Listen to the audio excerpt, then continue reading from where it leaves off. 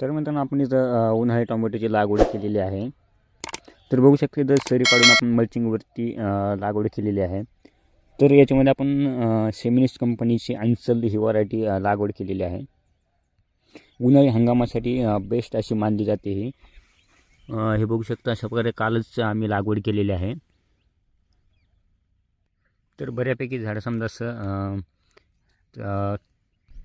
सरळ झालेलं आहे. तरी काहीशी ज्यांची हाईट थोडीशी जास्त होती ते थोडंसं अजून असं साईडला पडलेलं आहे. तर 1-2 दिवसामध्ये तेही क्लिअर होऊन जाईल.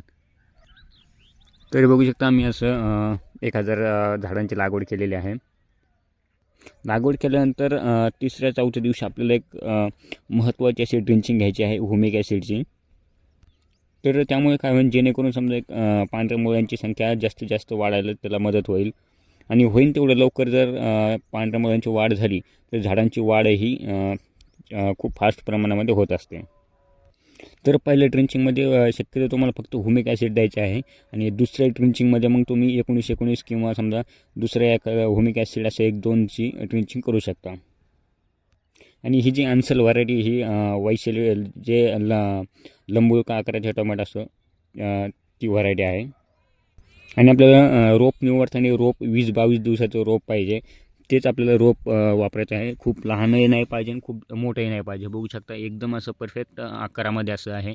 हे जे त्याचं खोड आहे हे थोडंसं ब्राऊन कलरचं असलं पाहिजे. लागवड करताना ही काळजी घ्यायची आहे.